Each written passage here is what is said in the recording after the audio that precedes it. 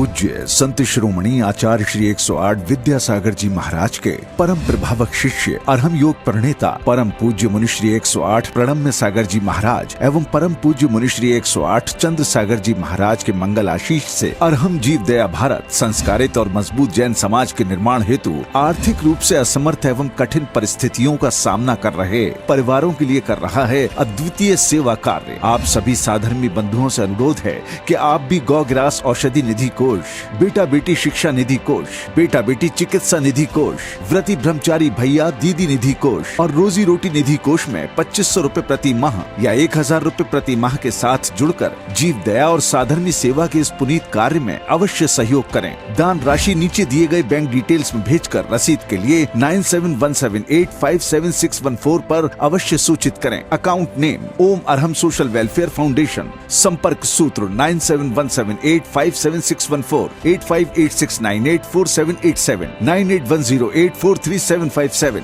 9810436940।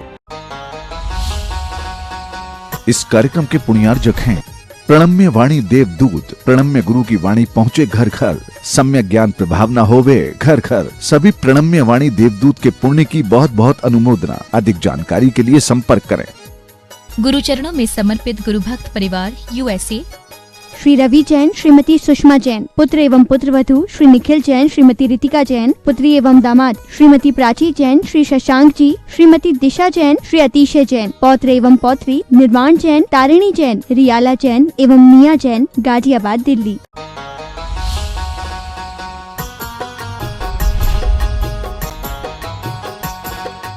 मोक्षमार्गस्य नेतारं भेत्तारं कर्मभूव्रतं ज्ञातारं विश्वतत्त्वानां वन्दे तद्गुणलब्धये।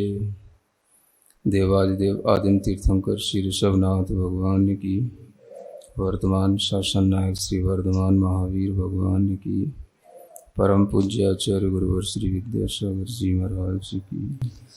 तत्वार सूत्र ग्रंथराज में सप्तम अध्याय के माध्यम से व्रतों का वर्णन चल रहा है। श्रावक के अड़ु व्रत जो अगारी के रूप में बताए गए, उन व्रतों के उपसंहार के रूप में मरण के समय पर सल्लेखना करने के लिए एक अलग से सूत्र आया और उसके बाद में यह विषय अतिचार के रूप में सामने आने लगता है, जिसमें कहा जा रहा है कि जो भी श्रावक या श्रमण सम्यक दर्शन के साथ में व्रतों को ग्रहण करते हैं, उनमें मुख्य रूप से सम्यक दर्शन के अतिचार तो दोनों के लिए कॉमन है, लेकिन व्रतों के अतिचार श्रावक की अपेक्षा से अलग अलग बताए जाएंगे। तो सबसे पहले यहाँ सम्यक दर्शन के अतिचारों का वर्णन किया जाता है। शंका कांक्षा विचिकित्सा दृष्टि प्रशंसा संस्तवाः सम्यक दृष्टेर अतिचाराः, ये अतिचार कहलाते हैं। वैसे तो शास्त्रों में दोष जो हो जाते हैं प्रमाद के कारण से, उनको अतिचार कहा जाता है। अतिचार का मतलब जो हमारे व्रतों में अपने ही कुछ अज्ञान या प्रमाद से स्खलन हो जाता है या त्रुटि हो जाती है, उसको एक दोष के रूप में, अतिचार के रूप में कहा जाता है। कभी कभी शास्त्रों में इसके अलावा 4 चीज़ें और भी सुनने को मिलती हैं, यानी यह अतिचार के ऊपर और नीचे भी कुछ है। एक कहलाता है अतिक्रम, एक कहलाता है व्यतिक्रम, फिर तीसरा आता है यह अतिचार और फिर आता है अनाचार। ऐसी 4 चीज़ें भी आती हैं। जब कोई भी त्रुटि होती है तो उस त्रुटि की शुरुआत कैसे होती है, वो किस तरह से त्रुटि आगे बढ़ती है और बढ़ते बढ़ते वो किस तरह से अनाचार के रूप में पहुंच जाती है, इसके लिए सामायिक पाठ में एक छंद आता है, क्षतिम मनः शुद्धि विधेरतिक्रमम व्यतिक्रमम शील वृतेर विलंघनम प्रभोतिचारम विषयेषु वर्तनम वदन्त्यनाचार मिहाति सक्तताम। इस एक काव्य में ये बताया गया है कि जो अतिक्रम है वो सबसे पहला दोष है। सबसे पहले कोई भी दोष लगने की जो परिणति प्रारंभ होती है वो अतिक्रम से शुरू होती है, और अतिक्रम का मतलब है क्षतिम मनः शुद्धि। जो मन की शुद्धि है उस व्रत के प्रति उस शुद्धि में कमी आ जाना, क्योंकि जो व्रत होते हैं उनके कारण से मन में एक अलग तरह की निर्मलता, एक अलग तरह की विशुद्धि रहती है। जैसे ही उस व्रत में दोष लगने की प्रक्रिया प्रारंभ होगी तो वह सबसे पहले मन के अंदर एक क्षति होगी। क्षति का मतलब समझते हैं?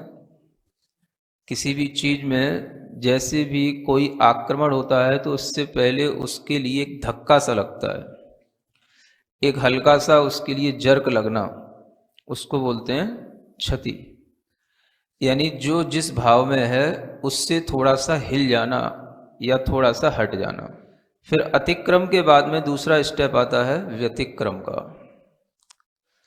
इसमें कहा जाता है कि जो हमारा शील और व्रत की जो मर्यादा थी उसको लांघना, उसको लांघने का एक उपक्रम शुरू हो जाना, उसका नाम व्यतिक्रम कहा गया है।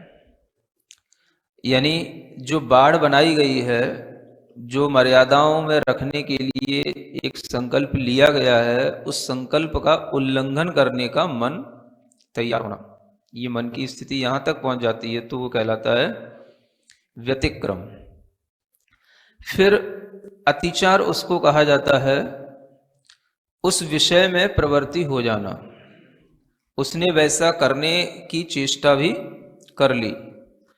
और फिर उससे भी बढ़कर के हो जाता है अनाचार, जिसमें कि उसके लिए इतनी आसक्ति आ जाती है कि फिर वह उससे अपने को हटा नहीं पाता, बचा नहीं पाता। इसको समझने के लिए आप एक उदाहरण ध्यान रख सकते हैं कि जैसे कोई भी खेत होता है, उस खेत के लिए सामने चारों ओर एक फेंसिंग कर दी जाती है और उसके माध्यम से एक बाउंड्री बन जाती है जिससे कि कोई भी दूसरा पशु वगैरह उसके भीतर प्रवेश न कर सके। लेकिन जैसे ही पशु देखता है तो उसके अंदर उस फसल को खाने का, उसमें खेत में पहुंचने का भाव तो आ ही जाता है। तो अब इसमें देखें आप, जैसे ही उसके अंदर ये भाव आया कि मुझे इधर खेत में जाना है, तो ये क्या हुआ? सबसे पहले अतिक्रम शुरू हुआ। फिर अतिक्रम के बाद में वह उस बाउंड्री तक पहुंच गया। बाउंड्री पर पहुंच करके उसने चेष्टाएं शुरू कर दी, किधर से हम अपना प्रवेश करें या किधर से हम अपना मुंह डालें। तो इस तरीके की जो चेष्टा शुरू हुई, हो गया व्यतिक्रम, है ना। और फिर जो है उसने जो है कहीं ना कहीं से रास्ता बना लिया और उसने उस फसल को खा लिया। ये हो गया अतिचार। और खाने के बाद में जब तक मालिक आया, उसने उससे उसको छुड़ाया, उसने डंडा मारा, तब भी उसने उसको नहीं छोड़ा या वो डर के भी नहीं भागा। ये हो गया अनाचार। तो यहां पर जो अतिचार शब्द है, वो अतिचार शब्द एक तरह से व्रत का वह दोष है जिसके माध्यम से व्रत बना भी रहता है या सम्यक दर्शन बना भी रहेगा, लेकिन उसमें दोष लगने के कारण से वो निर्दोष नहीं कहलाएगा। तो सम्यक दर्शन के दोषों में सबसे पहले आ जाता है शंका। क्या बोलते हैं? शंका का मतलब एक हमारे अंदर डाउट क्रिएट हो जाना, किसके प्रति? जो भगवान है या उनके जिनेंद्र भगवान के वचन है उनके प्रति। ये कहलाती है शंकित वृत्ति। तो ये कभी भी शंका किसी भी विषय में हो सकती है। केवल ज्ञान में क्या अनंत चीजें दिख सकती हैं? क्या मोक्ष में अनंत सुख होता है? क्या इस तरह के द्वीप और समुद्र सब असंख्यात रूप में हैं? ये कुछ भी आपके मन में एक संकित वृत्ति आ सकती है। वो शंका भी क्या है, वो आपके सम्यक दर्शन में दोष लगा सकती है। अगर थोड़ी देर के लिए वो संकित वृत्ति आई तो उतनी देर के लिए दोष हो जाएगा, और वह शंका अगर आपकी लगातार बनी रही और आपके अंदर से विश्वास हट गया तो वो फिर अनाचार में भी चला जाएगा, और जहां अनाचार हो जाता है वहां सम्यक दर्शन नष्ट हो जाएगा। सम्यक दर्शन 3 प्रकार के आपको बताए थे। एक औपशमिक सम्यक दर्शन होता है, एक क्षयोपशम सम्यक दर्शन होता है, एक क्षायिक सम्यक दर्शन होता है। औपशमिक सम्यक दर्शन में सभी जो दोष देने वाली जो प्रकृतियां हैं उनका भी उपशमन रहता है।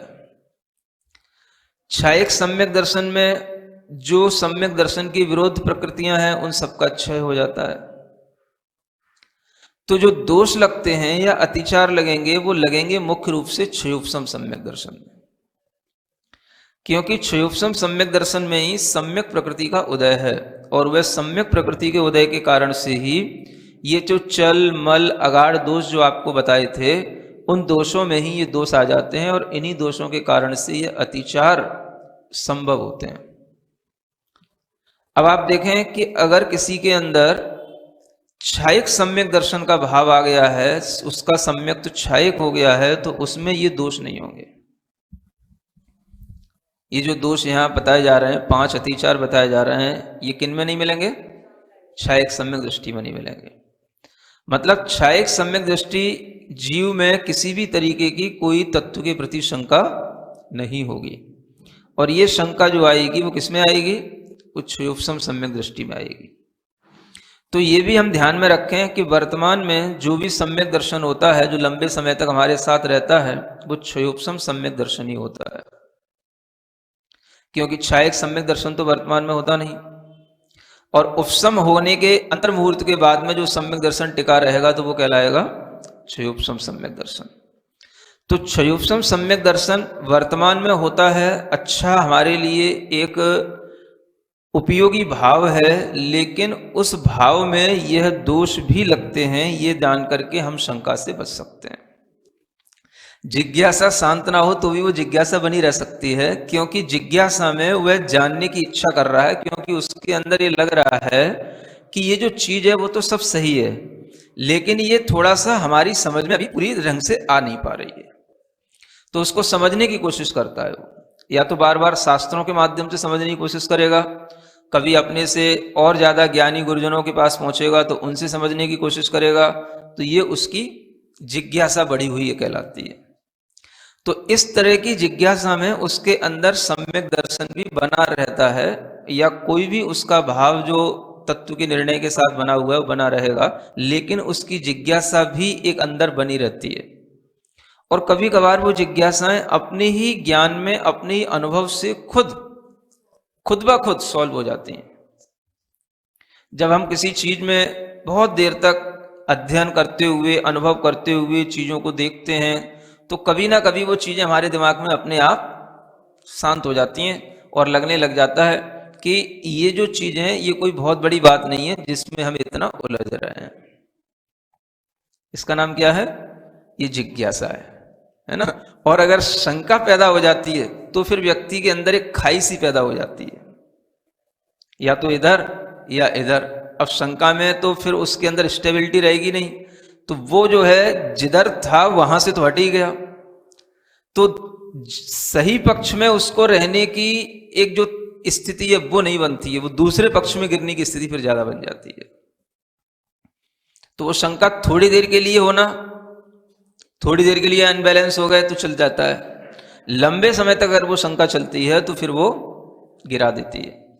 तो इसलिए आचार्य कहते हैं जैसे ही अतिचार का भाव समझ में आए उसको तुरंत संभाल लो, खुद समझ लो ये अतिचार तक ही सीमित है कि अनाचार में जा रहा है। थोड़ी देर के लिए है, जब कभी का भाव है कि हमेशा बना रहता है, ये जिज्ञासा के रूप में है कि शंका के रूप में। खुद समझ लो और खुद उसको संभाल लो। तो ये शंका के बाद में दूसरा दोष बताया जा रहा है, कांक्षा। क्या कहते हैं? कांक्षा। कांक्षा का मतलब क्या है कि सम्यक दर्शन में भी ये कांक्षा नाम का दोष पैदा हो जाता है। यानी सम्यक दृष्टि जीव के अंदर भी कभी कभी ऐसा इच्छा उत्पन्न हो सकती है इस लोक की या परलोक संबंधी कि वह अपनी उस इच्छा के माध्यम से यहां पर भी कुछ धर्म के फल से चाहे। किसके फल से? धर्म के फल से। कोई चमत्कार चाहे धर्म के फल से, कोई भोगों की इच्छा चाहे धर्म के फल से, कोई बड़ा पद चाहे धर्म के फल से, कोई बड़ी बड़ी अपने लिए प्रतिष्ठा की चीजें चाहे, ये इसके अंदर कांक्षा के कारण से आती है। इसमें बुरा क्या है? बुरा यह है कि अगर आपके अंदर धर्म के फल से यही देखने में आ रहा है तो आपकी दृष्टि में धर्म का जो वास्तविक फल होना चाहिए वो नहीं आएगा। समझने की बात यह है कि अगर हमारे अंदर धर्म का फल किस रूप में दिखाई दे रहा है कि इस लोक में मुझे ये उपलब्धियां हो जाएं, मैं इतना तप कर रहा हूं, मुझे इतना धर्म कर रहा हूं, मैं इतना व्रत कर रहा हूं, मुझे इसके माध्यम से कम इतना तो मिल जाए, तो क्या होगा? आपके अंदर हमेशा उस धर्म का सिर्फ उतना ही फल दिखाई देगा, इससे ज्यादा तो फल आपके अंदर आएगा नहीं। तो धर्म का जो फल मिलना चाहिए था वो तो बहुत ज्यादा था। वो जो धर्म का फल आपके एटीट्यूड में एक इंटेंशन के साथ होता वो नहीं रहा, जबकि सम्यक दृष्टि जीव का एटीट्यूड क्या होएगा? उसे संसार में किसी भी वस्तु के लाभ की कोई इच्छा नहीं होती। क्यों नहीं होती? क्योंकि उसे संसार में किसी भी तरीके का कोई आकर्षण है ही नहीं। तो जिसके अंदर सम्यक दर्शन होगा वो संसार की किसी भी वस्तु की आकांक्षा नहीं करता। क्या करेगा? तो वो धर्म के फल से जो उसके अंदर एक विश्वास पैदा हुआ है, धर्म के कारण से उसे जो शांति मिल रही है, धर्म के कारण से जो उसके अंदर विशुद्धि आ रही है, वो उसकी सबसे बड़ी चीज होती है। और यही उसके अंदर वो चीज होती है जिससे वो बाहर की इच्छा से अपने आप को बचाए रखता है। तो संसार की इच्छा, धर्म के फल से चाहना, चाहे वो आज चाह लेना, चाहे मरने के बाद चाहना, ये दोनों प्रकार की इच्छाएं भी उस सम्यक दर्शन में दोष लगा देती हैं। तीसरा दोष होता है विचिकित्सा, ग्लानि आना, जिसे आपने सम्यक दर्शन के जो 8 अंग पढ़े हैं, तो उन 8 अंगों में ये शुरू के 3 अंग तो आप इसी रूप में देख रहे होंगे, निसंकेत, नेकांक्षित, निर्विचिकित्सा। ये 3 अंग जो है यहां पर 3 दोषों के रूप में दे दिए हैं। इन दोषों से बचना। विचिकित्सा का मतलब किसी भी प्रकार के द्रव्य में, भाव में ग्लानि पैदा होना, जिसके कारण से हम रत्नत्रय से दूर हो जाएं। रत्नत्रय धारी में ग्लानि पैदा होना और उसके रत्नत्रय धारी के जो शरीर आदि हैं उसमें ग्लानि पैदा होना, या अपने मन में किसी भी तरह का उसके प्रति ग्लानि का भाव आना, ये भाव जो है सम्यक दर्शन में दोष लगाता है। और ये भाव मुख्य रूप से किसके प्रति है? ये निर्ग्रंथ गुरु के प्रति है। समझ आ रहा है? यानी अगर वर्तमान में सम्यक दर्शन होगा तो क्षयोपशम सम्यक दर्शन ही होगा, और वह सम्यक दर्शन होगा तो वह देव शास्त्र गुरु के निमित्त से ही होगा। और उस गुरु में जो निर्ग्रंथ गुरु आएंगे, उन गुरु के प्रति अपने अंदर अगर ग्लानि का भाव निरंतर बना रहेगा, ग्लानि माने दूर हटना, जुगुप्सा, घृणा होना, ये भाव जो निरंतर बना रहेगा तो वो आपकी फिर अतिचार नहीं रहेगा, वो फिर आपको अनाचार में ले जाएगा।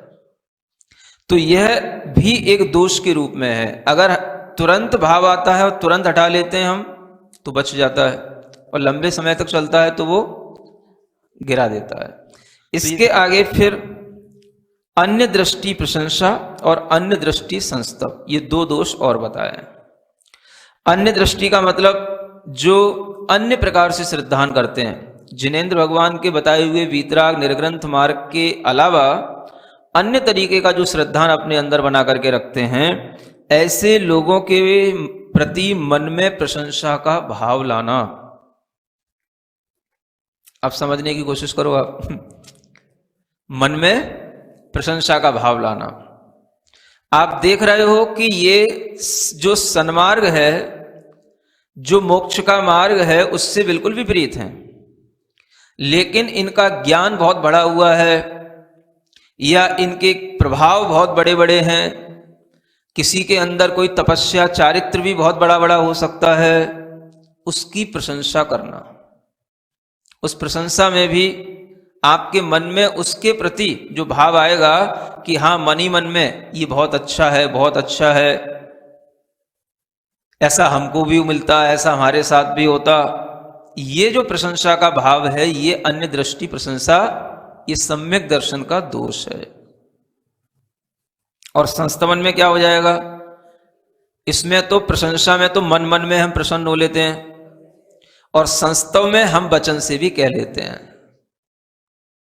वो देखो कितना ज्ञानी व्यक्ति है जिसके माध्यम से इस तरह से चारों ओर ज्ञान का प्रसार, उसके ज्ञान का प्रसार हो रहा है।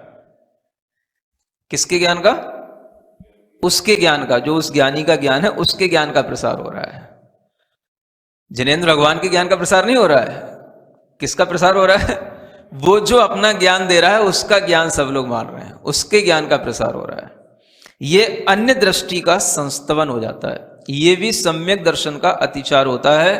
तो इस अतिचार में भी आप देखेंगे कि कहीं ना कहीं हमारे अंदर वह जो अमूढ़ दृष्टि अंग था वो कहीं ना कहीं क्षत विक्षत हो गया,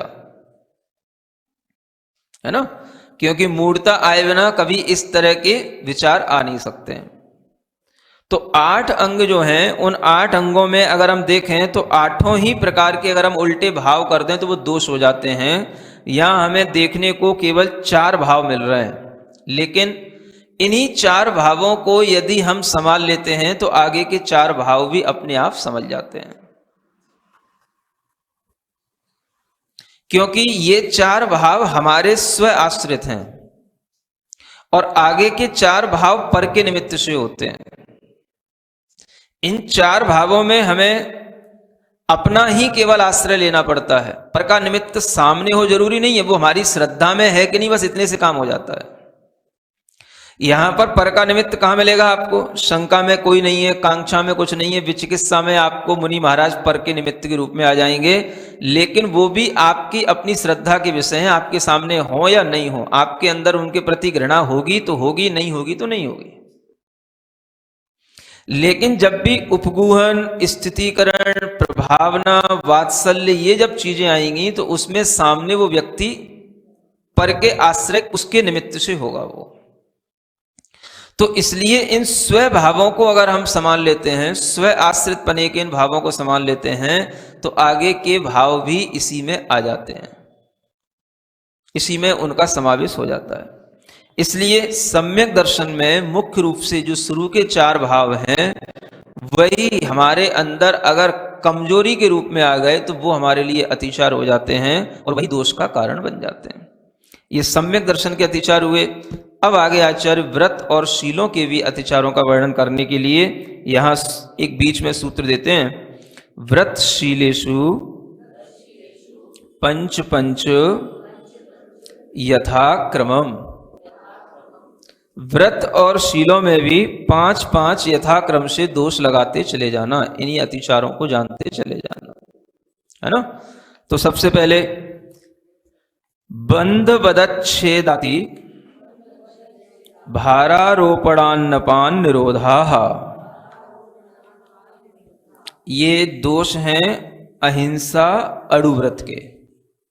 श्रावक की मुख्यता से अगारी के जो व्रत हैं उन व्रतों के दोषों का यहाँ पर क्रम क्रम से वर्णन किया जा रहा है और प्रत्येक व्रत के 5-5 गिनती से दोष बताया जा रहा है। जैसे किसी को सांकलों से बांध दिया, है ना, कमरे में बंद कर दिया, भोजन पानी उसको नहीं दिया, ये सब जो होते हैं ये हिंसा कहलाती है। तो ये बंध में इस तरीके से जानना, अगर इस तरीके का बंध करने का भी भाव कभी आए तो वो भी उसके अहिंसा का अतिचार हो जाता है। कि अगर व्यक्ति के पास में गाय बैल भैंस हैं तो वह उनको अपने पास में रखेगा और रखते हुए भी वह उनका बंधन इस रूप में नहीं रहेगा कि वो उसके कारण से पीड़ित हों। बंधन तो इसलिए कि भाई हमारी गाय है तो हमारी घर में रहे, नहीं समझ आ रहा है, नहीं तो उसके अगर गले में रस्सी नहीं होगी तो वो कहीं भी जाएगी, फिर पड़ोसी परेशान करेगा। जहां जाएगी वहां पर जो है फिर उसको मारा पीटा वहां जाएगा। तो उससे अच्छा है कि उसको अपने ही घर में इस तरीके से रखा जाए कि वो चलती फिरती भी रहे और वह उसी स्थान में घूमती रहे और उसी स्थान पर रुकी रहे, है ना। तो इस प्रकार की भावना को ध्यान में रखने को किया जाता है, तो ये बंद नहीं कहलाता है। तो मुख्य तो यहां पर यह भावना है कि अपने द्वारा उसकी हिंसा ना हो, यानी उसको कष्ट ना हो, पीड़ा ना हो। इस वध, अब यहां पर वध से मतलब, वध माने तो आप लोग जानते हो, वध माने होता है मार देना, है ना। लेकिन यहां पर वध का मतलब मारना नहीं है, क्योंकि जो अहिंसा अड़ुव्रत लिए हुए है वो अड़ुव्रत में मारने का तो पहले से त्याग कर चुका है। तो यहां पर तो बस इतना ही है, मारने का मतलब जैसे हम बोलते हैं उसने चाबुक मार दिया, घोड़े को चाबुक मारा, या किसी भी बैल को किसी भी डंडे से मारा। तो ये जो डंडे से मारना, चाबुक से मारना, किसी भी तरीके की रस्सी आदि से मारना, ये जो कहलाता है यही यहां पर वध के रूप में है। इस वध को भी वह नहीं करेगा, इससे भी वो बचेगा। फिर आ जाता है छेद।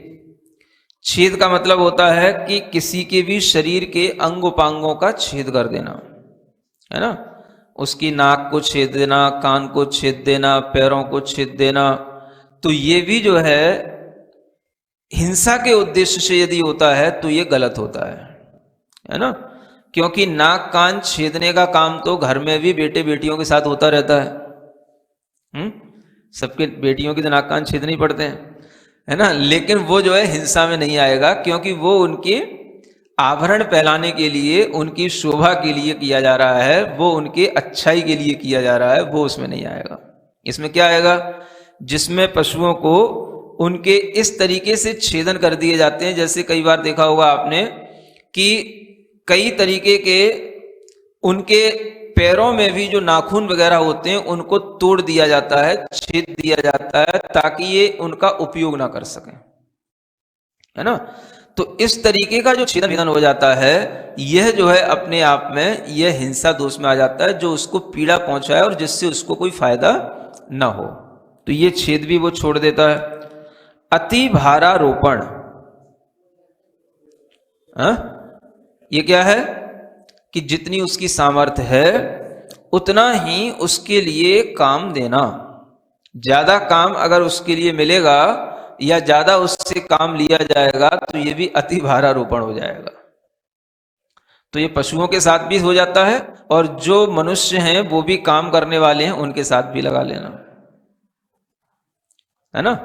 पढ़े लिखे लोग हैं, जॉब करते हैं, कोई ना कोई कंपनी में कुछ ना कुछ अच्छे पदों पर रहते हैं, अपने जो नीचे रहने वाले लोग हैं उनसे भी काम लेते हैं। तो उस काम में भी ये ध्यान रखा जाए कि अति भारारोपण ना हो जाए। तो ये भी जो है यहां पर अहिंसा अड़ुव्रत के लिए बताया जा रहा है। और फिर उसके बाद में आ जाता है अन्न पान निरोध। किसी को भी भूखा प्यासा ना रखा जाए। कई बार देखने में आता है कि जो नौकर चाकर होते हैं उनसे लोग काम लेने में तो इतना ध्यान रखते हैं कि सुबह से शाम तक उसको लगाए रखते हैं, लेकिन कभी उससे ये नहीं पूछते तूने भोजन किया कि नहीं किया, पानी पिया कि नहीं पिया। समय पर यदि उसको भोजन पानी नहीं मिलेगा तो वह भी आपके द्वारा की गई उसके ऊपर एक हिंसा है। तो ये ध्यान रखते हुए वह व्रतों का पालन करता है तो घर में रहकर के भी इन अहिंसा के अतिचारों से बचा रहता है। ये गृहस्थ के लिए ही बताया जा रहा है, अहिंसा के इन दोषों से बचना। फिर मिथ्योपदेश रहोभ्याख्यान, कूट लेखक क्रिया, न्यासापहार, साकार मंत्र भेदाः। सत्य अड़ुव्रत में सबसे पहला अतिचार यह है झूठा उपदेश नहीं देना। झूठा उपदेश का मतलब कुछ उपदेश ऐसे होते हैं जिन्हें सुनकर के लोग झूठे मार्ग पर चलने लग जाते हैं, जिनकी प्रशंसा करने से आप ये देखेंगे कि वो लोग धीरे धीरे सही मार्ग को भी छोड़ सकते हैं या उसी मार्ग पर चलने के लिए उत्सुक हो जाते हैं। इस तरीके का जो उपदेश होता है उसे झूठा उपदेश कहा जाता है, मिथ्या उपदेश। अब ये चीजें आज के समय में भी बहुत चलती हैं। इनको नए रूप में, इस रूप में देखें, टीवियों पर तरह तरह के लोगों के कार्यक्रम आते हैं और मोबाइलों पर भी बहुत सारे प्रवचन उपदेश तरह तरह के लोगों के पड़े रहते हैं। आपको किसी का भी कुछ भी अच्छा लगता है, वो अच्छा आपके लिए भी लगता है और आप उसको दूसरे के लिए भी दे देते हैं, तो ये आपके लिए इस दोष में आ जाता है। अब अच्छा क्या हो गया, आपके घर बार की लड़ाई झगड़े की बातें कोई ढंग से बता दे, सॉल्व कर दे, कोई अच्छी चुटकुले की बातें बता दे तो आपको अच्छी लगती, वो अच्छा हो गया। समझ आ रहा है? अब वो अच्छाई आपको कौन से धर्म के मार्ग पर ले जाएगी? जो तत्व का ज्ञान हमें मिल रहा है, उस तत्व ज्ञान के अलावा जो कुछ भी हमारे सामने आता है, वो कुछ भी अच्छा होकर के भी अच्छा नहीं होता। उससे हमें बचाना चाहिए और हमें अपना इंटरेस्ट इसी मार्ग पर लगाना चाहिए जिससे कि हमारे अंदर तत्व का निश्चय हो। तो इसलिए ये मिथ्या उपदेश अड़ुव्रतधारी के लिए भी एक दोष बन जाता है। वह सत्य तो बोल रहा है, लेकिन सत्य के साथ में ये झूठे उपदेश को भी फॉरवर्ड कर रहा है। रहो व्याख्यान, ये भी मोबाइल से ही शुरू होता है और कहाँ होगा है ना, कि मतलब किसी के लिए कोई भी ऐसे कोई वीडियो आए, कोई भी गुप्त बातें आई और आपने उसको आगे बढ़ा दिया। अब यही जो है रहो व्याख्यान हो गया। ये जो कोई भी चीजें दूसरों के सामने बताने योग्य नहीं होती हैं, दिखाने योग्य नहीं होती हैं, उन्हें जो हम आगे बढ़ाने की मानसिकता रखते हैं, बताने की मानसिकता रखते हैं, वो हम नहीं भी कुछ कह रहे हैं तो भी हमारे द्वारा वो सत्य अड़ुव्रत का दोष लग जाता है। तीसरा आता है कूटलेख क्रिया। कूटलेख क्रिया का मतलब कुछ भी झूठे दस्तावेज, झूठे दस्तखत, किसी के लिए कुछ भी विश्वास में लेकर के उस पर साइन करवा लिए, बाद में उसको जो है अपने तरीके से भर दिया। ये सब क्या कहलाता है? कपट के माध्यम से, कूटलेख के माध्यम से हमने उसके साथ में धोखा करके कुछ अपने लिए कर लिया या उसको हमने फंसा दिया। अपन फंसने वाले थे, हमने उसके हस्ताक्षर करा करके किसी दूसरे को फंसा दिया। अपने ऊपर केस आने वाला था, हमने किसी दूसरे को उसमें लगा दिया। विश्वास में ये सब हो जाता है, खूब होता है, आजकल भी अच्छा चल रहा है। समझ आ रहा है? हाँ, बिजनेसमैनों के साथ में अक्सर ये सब चलता रहता है। पहले तो कंपनी खुलती है, विश्वास में आकर के पार्टनर बनते हैं और फिर जब दोनों में कुछ मतभेद होता है तो फिर इस तरीके के सब फ्रॉड होने लग जाते हैं। तो ये सब काय में आता है? कूटलेख क्रिया। अगर व्यक्ति के अंदर सत्य अड़ुव्रत का भाव होएगा तो इससे बचेगा, नहीं तो वो सोचेगा भाई ये भी बिजनेस का एक स्टंट है, क्या करना है, चलता है। तो ऐसा मान करके जो चलेगा उसके लिए सत्य का पालन नहीं हो पाएगा। फिर कहते हैं न्यासापहार। न्यास माने होता है धरोहर। कोई व्यक्ति किसी के लिए कुछ रख गया, कुछ धरोहर पहले रखी भी जाती थी, आज भी लोग बहुत सारा ब्याज का जो काम करने वाले हैं, धरोहर गिरवी रखने का काम करने वाले हैं, तो जिनकी धरोहर रखी रहती है उनके लिए भी वो ब्याज पे ब्याज बढ़ते जाना या उस धरोहर का धीरे धीरे कुछ ना कुछ तरीके से ब्याज बढ़ा करके उसका अपहरण कर लेना, या जितनी धरोहर रख गया था बाद में आया उसकी लिखा पढ़ी में जो थी वो गड़बड़ कर देना, या सामने वाले को ही याद नहीं रहना तो उससे कहना कि भाई तू इतना ही रख गया था, विश्वास कर, इससे ज्यादा तो मेरे पास था ही नहीं, उसको कम में कम दे देना, ज्यादा रख लेना अपने पास। ये सब कहलाता है न्यास का अपहार। अपहार माने चुरा लेना या रख लेना। और फिर होता है साकार मंत्र भेदा, है ना।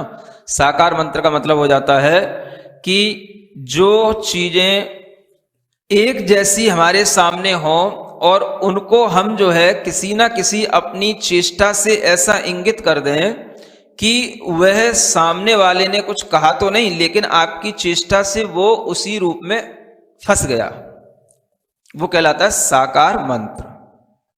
चोरी भी उसमें छिपी हुई है और चोरी के साथ उसमें असत्य भी छिप रहा है। असत्य ज्यादा है क्योंकि पहले झूठ का भाव ही तो चोरी की ओर ले जाता है, तभी वह इस तरीके के फ्रॉड करता है। तो वह उसमें सब आ जाता है, न्यासापहार भी आ गया, साकार मंत्र भी आ गया। ये सब चीजें जो असत्य के साथ चल रही हैं ये मन, वचन और काय के माध्यम से आ जाती हैं। इसलिए असत्य को जो लोग नहीं समझते हैं वो ये समझते हैं मैं तो कभी झूठ बोलता ही नहीं, लेकिन झूठ नहीं बोलने पर भी इस तरह के काम तो कितने होते हैं, ये आपके संज्ञान में आता ही नहीं, और ये सब काम असत्य की कोटि में आ जाते हैं। इसलिए अहिंसा की तरह असत्य भी व्यापक है। अहिंसा जहां पर मूल है वहां पर किसी भी जीव को दुख ना पहुंचाने का भाव है। अगर वही भाव ध्यान में रखा जाए तो हमें अलग से असत्य या अचौर्य को समझाने की जरूरत ही ना पड़े, लेकिन वो हमारी समझ में नहीं आता, इसलिए इन सब चीजों को अलग अलग से भी समझाना पड़ता है। तो यानी कि सबसे बड़ी हिंसा इसको समझे, भाव हिंसा जिसे हम कहते हैं, किसी का मार्ग बिगाड़ देना, किसी को गलत मार्ग पर लगा देना, और उसके लिए जो वह सही मार्ग पर चल रहा था उसके लिए अगर इस तरीके का कोई भी श्रद्धान बन गया तो वह आपके द्वारा बहुत बड़ी हिंसा हो गई। आपने देखा वो तो जीवित है, आपसे खुश भी है, लेकिन आपने उसके भीतर जो श्रद्धा रूप गुण था, चैतन्य उसका जो भाव था, वो मार दिया आपने। अब उसकी श्रद्धा हमेशा के लिए बिगड़ गई, नष्ट हो गई, वह हमेशा मिथ्या चीजों को ही मानेगा, या अपनी उसने श्रद्धा भगवान जिनेंद्र देव के मार्ग से हटा ली। ये सबसे बड़ा असत्य आपके द्वारा बिना कुछ कहे भी हो सकता है। तो असत्य का भी बहुत बड़ा व्यापक एक क्षेत्र है। हम इसको गहराई से समझें तो मन वचन काय से इन चीजों से बच करके ही ये पूरी अहिंसा का हम पालन कर पाते हैं, है ना। तो इतने ही अभी अतिचार समझना है, आगे के व्रतों के अतिचार बाद में बताए जाएंगे। सिरिजिण वाणी जग कल्याणी, जग जन मदतम मोहरी, जनमण हारी गढ़हर हारी, जम जरा भव रोग हरी, तिथ्य राणम दिव्य झुणिम जो पड़ई सुणई मय्ये धारई, राणम सौख मणंतम धरिय, सासद मोक्ष पदम पावई, सासद मोक्ष पदम पावई।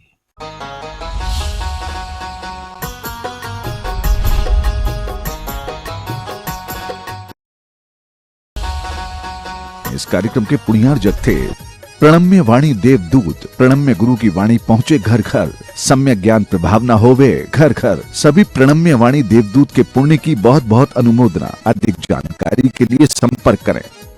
गुरु चरणों में समर्पित गुरु भक्त परिवार USA। श्री रवि जैन, श्रीमती सुषमा जैन, पुत्र एवं पुत्रवधू श्री निखिल जैन, श्रीमती रितिका जैन, पुत्री एवं दामाद श्रीमती प्राची जैन, श्री शशांक जी, श्रीमती दिशा जैन, श्री अतिशय जैन, पौत्र एवं पौत्री निर्वाण जैन, तारिणी जैन, रियाला जैन एवं मिया जैन, गाजियाबाद दिल्ली। परम पूज्य संत शिरोमणि आचार्य श्री 108 विद्यासागर जी महाराज के परम प्रभावक शिष्य अरहम योग प्रणेता परम पूज्य मुनिश्री 108 प्रणम्य सागर जी महाराज एवं परम पूज्य मुनिश्री 108 चंद्र सागर जी महाराज के मंगल आशीष से अरहम जीव दया भारत संस्कारित और मजबूत जैन समाज के निर्माण हेतु आर्थिक रूप से असमर्थ एवं कठिन परिस्थितियों का सामना कर रहे परिवारों के लिए कर रहा है अद्वितीय सेवा कार्य। आप सभी साधर्मी बंधुओं से अनुरोध है कि आप भी गौ ग्रास औषधि निधि कोष, बेटा बेटी शिक्षा निधि कोष, बेटा बेटी चिकित्सा निधि कोष, व्रती ब्रह्मचारी भैया दीदी निधि कोष और रोजी रोटी निधि कोष में 2500 रूपए प्रति माह या 1000 रूपए प्रति माह के साथ जुड़कर जीव दया और साधर्मी सेवा के इस पुनीत कार्य में अवश्य सहयोग करें। दान राशि नीचे दिए गए बैंक डिटेल्स में भेजकर रसीद के लिए 9717857614 पर अवश्य सूचित करें। अकाउंट नेम ओम अरहम सोशल वेलफेयर फाउंडेशन। संपर्क सूत्र 9717857614, 8586984787, 9810843757, 9810436940।